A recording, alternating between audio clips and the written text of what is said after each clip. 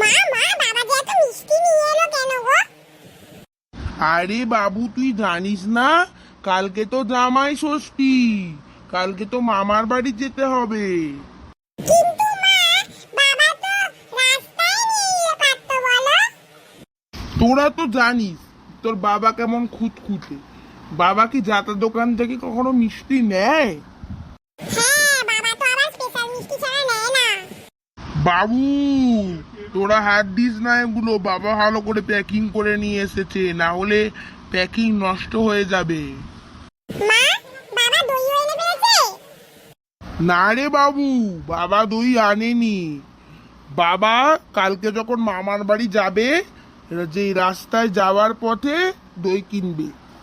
কিন্তু মা, আমি তো দেখলাম ফ্রিজের মধ্যে কতগুলো ভাঁড়ে দই আছে।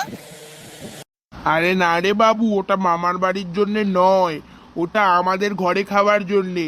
4 জনের 4টে দই। তাহলে মা কেটে শুরু করে দি বলো। না, একা একা মোটেই নয়। বাবা আসুক, তারপরে 4 জনে মিলে একসঙ্গে আনন্দ করে খাবো। মা, বাবা কখন আসবে গো? বাবাকে একটু আসার সময় বিরিয়ানি আনতে বলবে। ও বাবা, তুই এতদিনে তোর বাবাকে এই চিনলি? তোর বাবা জামাই ষষ্ঠী যাওয়ার আগের দিনে বিরিয়ানি কিনবে। দেখ, 4 প্যাকেট ওষুধ কিনে নিয়ে চলে আসবে। ও হ্যাঁ, কালকে তোমার রিচ খাওয়া হবে, মাছ মাংস ডিম এগুলো খাওয়া হবে। ওই জন্যই তো আমি ভুল হয়ে গেছে আমার বলা। ঠিক আছে, তোরা দুজনে পড়তে যা, আমি রান্না করে আসছি।